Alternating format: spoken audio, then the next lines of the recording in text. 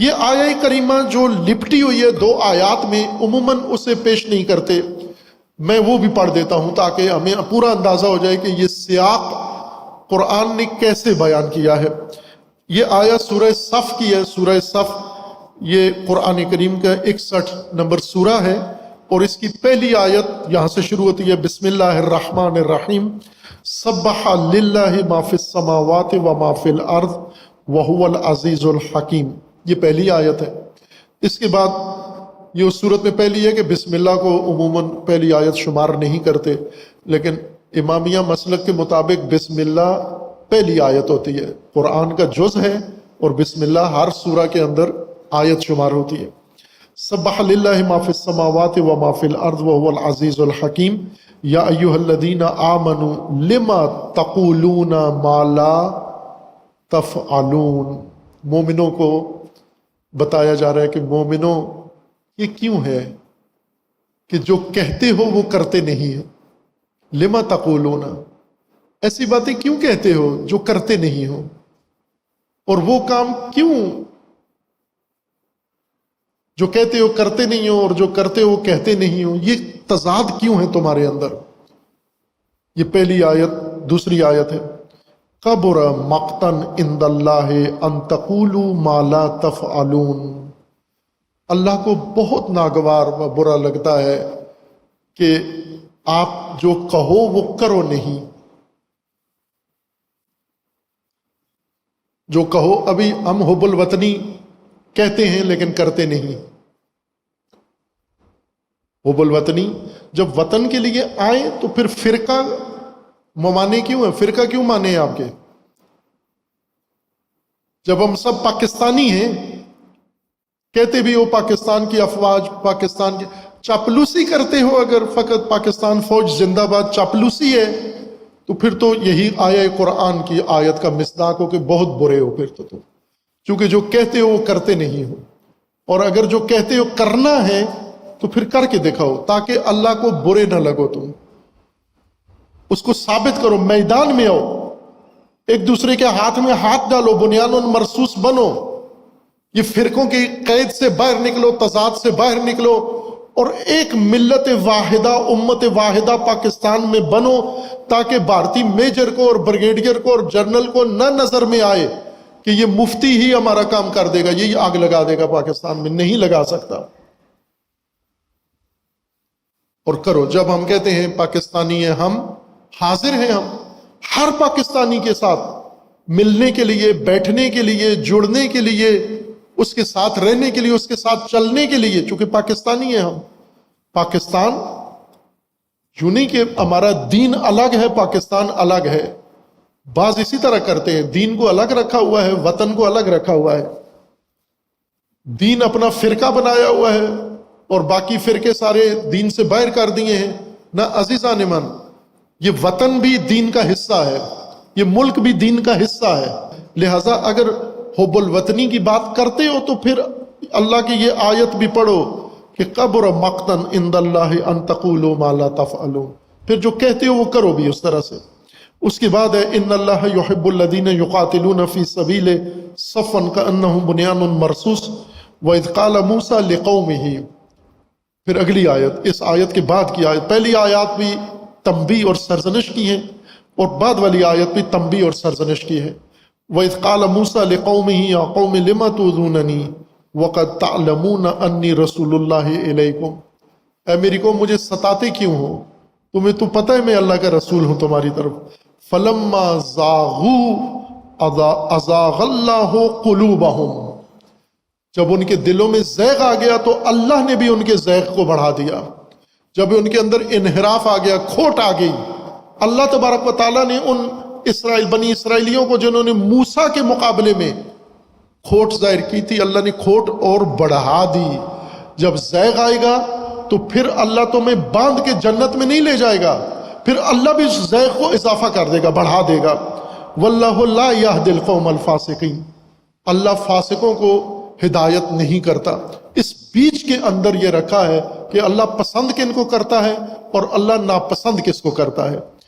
جو اللہ کی راہ میں قتال کرتے ہیں کأنہم بنیان مرصوص، اللہ ان کو پسند کرتا ہے، لیکن جو وہ باتیں کرتے ہیں، جو کہتے ہیں، جو کرتے نہیں ہیں، اور جو کرتے ہیں وہ کہتے نہیں ہیں، اللہ ان کو ناپسند کرتا ہے۔ ایسے محب وطن نہ بنو، آپ اس طرح کے نہ بنو۔ مجھے یاد ہے ایک اہل سنت بڑی شخصیت نے، اکابرین میں سے، انہوں نے یہ واقعہ بیان کیا کہ ایک سرکاری نشست کے اندر بڑے بڑے اکابرین بیٹھے ہوئے تھے، ہر مسلک کے بڑے بڑے لوگ، اور انہوں نے اکٹھے نماز پڑھی۔ تو وہ بزرگ کہتے ہیں کہ کسی نے وہاں پر یہ کہا کہ کتنا اچھا منظر ہے کہ تمام اس وقت جتنے متضاد فرقے اور مسالک ہیں سب اس میٹنگ میں اکٹھے ہیں اور ایک ہی حال میں ابھی کھانا بھی ایک ٹیبل پہ کھائیں گے اور نماز بھی اکٹھے پڑھ رہے ہیں، کتنا اچھا ہے یہ منظر، تاکہ اور اے کاش یہ عوام کے سامنے بھی اسی طرح ہو۔ تو وہ کہتے ہیں میں نے انہیں بلند آواز سے کہا کہ ایسی وحدت قائم کرنے کے لیے کم از کم میجر جنرل چاہیے، تاکہ یہ سارے مل کے نماز بھی پڑھیں اور ایک ٹیبل پہ کھانا بھی کھا سکیں۔ میجر جنرل چاہیے یہ کام کروانے کے لیے۔ نہ عزیزمان، میجر جنرل نہیں چاہیے، دین، تقوی، درد، احساس، یہ کافی ہونا چاہیے۔ ہم ظاہر ہے اگر جب افواج پاکستان وطن کے لیے قربانیاں دیں گے تو آپ کو فوج کے ساتھ کھڑا ہونا ہے۔ جب حکومت پاکستان اپنے ملک کو سنوارنے کے لیے قدم اٹھاتی ہے تو آپ کو حکومت کے ساتھ کھڑا ہونا ہے۔ جب علماء دین کی خاطر میدان میں آتے ہیں آپ کو علماء کے ساتھ کھڑا ہونا ہے۔ جب عوام کسی حق کے لیے کھڑے ہوتے ہیں آپ کو عوام کے ساتھ کھڑے ہونے کی ضرورت ہے۔ جب بھی کوئی طبقہ درست منہج پر کھڑا ہوتا ہے، درست پرچم لے کر کھڑا ہوتا ہے، آپ ان کے ساتھ کھڑے ہوں، یہ آپ کا فریضہ ہے، یہ آپ کا وظیفہ ہے۔ اس وقت لیبل نہ لگانا شروع کر دو۔ نہ عزیزان من، جب فیض حمید اور اس کا سیاسی ٹولہ مل کر فوج کو کمزور کر رہے تھے، وہ خطبے ہمارے نکالے، وہ تقریریں ان دنوں کی نکالیں کہ جب فوج کو فوج والے کمزور کر رہے تھے، ہم اس وقت فوج کے حامی تھے کہ یہ غلط ہو رہا ہے، یہ افسوسناک ہو رہا ہے، یہ قومی سرمایہ ضائع ہو رہا ہے، یہ فوج کے ساتھ خیانت ہو رہی ہے۔ اور میں نے کہا تھا کیوں نہیں بولتے، یہ جرنیل کیوں نہیں بولتے؟ اس وقت یہ کہتے تھے فوج میں شدید غم و غصہ پایا جاتا ہے۔ جب فوج کو جعفر میر اور میر صادق کو میر فلاں کہہ رہا تھا، جب فوج کو جانور کہہ رہا تھا کہ فلاں تو جانور ہوتا ہے، غیر جانبدار تو جانور ہوتا ہے، فلاں تو ایسے ہوتا ہے، غدار کہا جا رہا تھا، تو کسی کی طرف سے آواز نہیں آتی تھی۔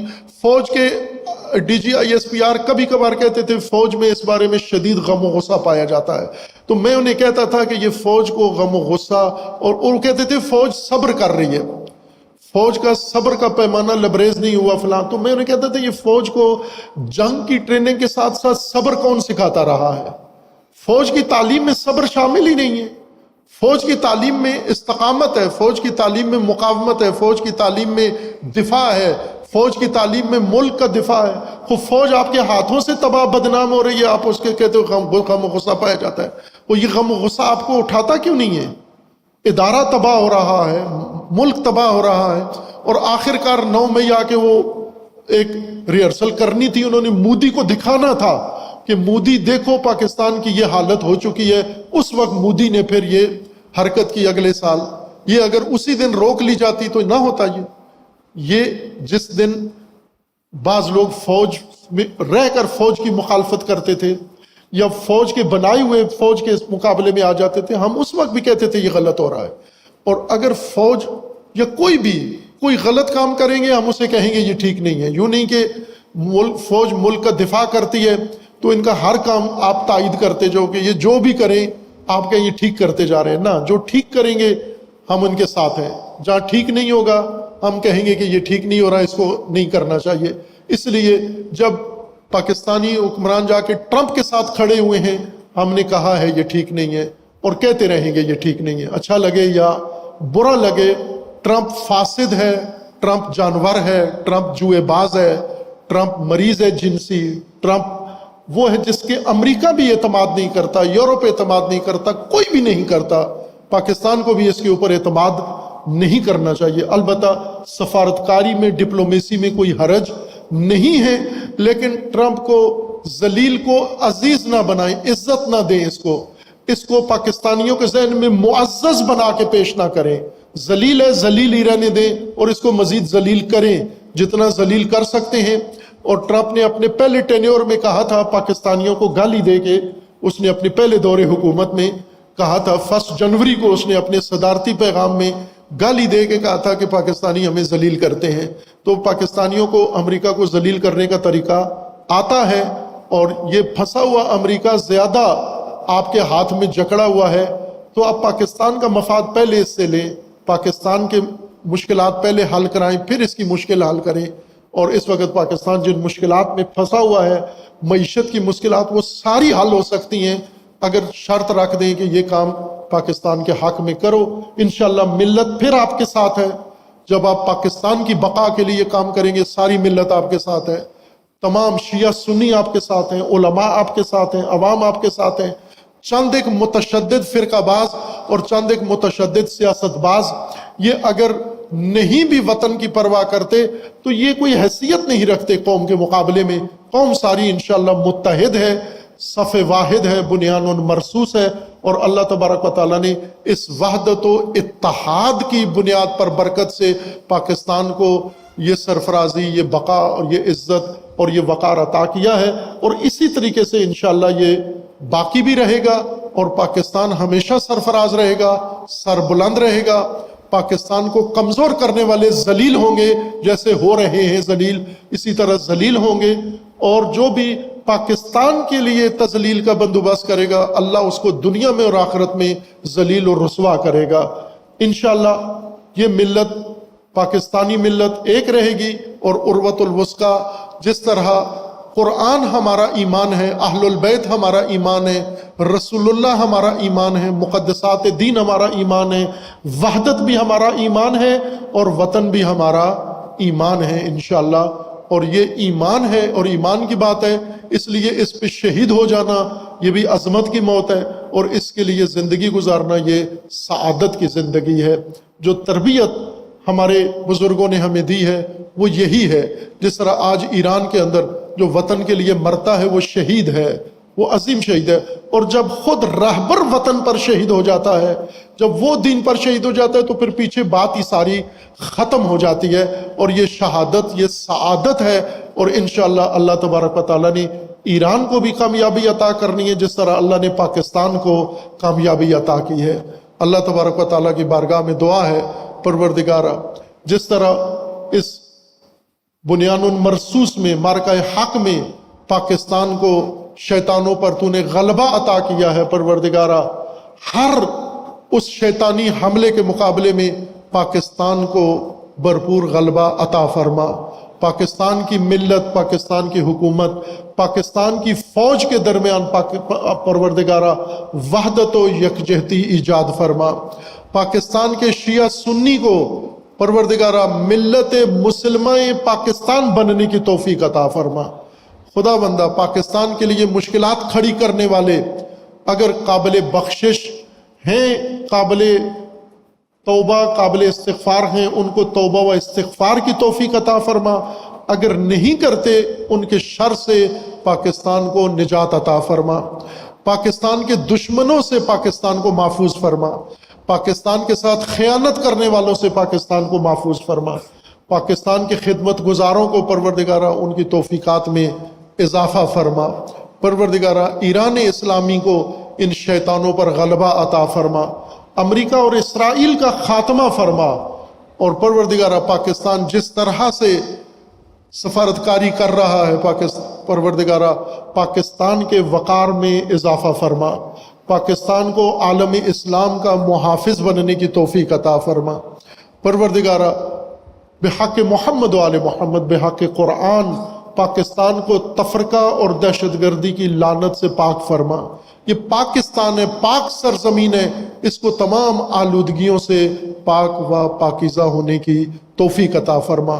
بانیان پاکستان جنہوں نے ہمت کر کے، کوشش کر کے، محنت کر کے یہ مملکت بنائی ہے اور ہمارے حوالے کی ہے، پروردگارہ ان کو اجر عظیم عطا فرما، اور اس میراث کو پروردگارہ سنبھال کر آئندہ نسلوں کے حوالے کرنے کی امانت کے ساتھ ہمیں توفیق عطا فرما۔ اور جو بھی وحدت کے لیے کوشاں ہیں پروردگارہ ان کی کوششوں کو کامیابی و کامرانی سے ہمکنار فرما۔ جو بھی اس مملکت کی ترقی کے لیے کوشش کرتے ہیں پروردگارہ انہیں اجر عظیم عطا فرما۔ پاکستان پروردگارہ مضبوط ہے، طاقتور ہے، پاکستان کو دنیا کی طاقتور مملکتوں میں سے شمار ہونے کی توفیق عطا فرما۔ پاکستان زندہ باد، اسلام پائندہ باد، وحدت امت زندہ باد۔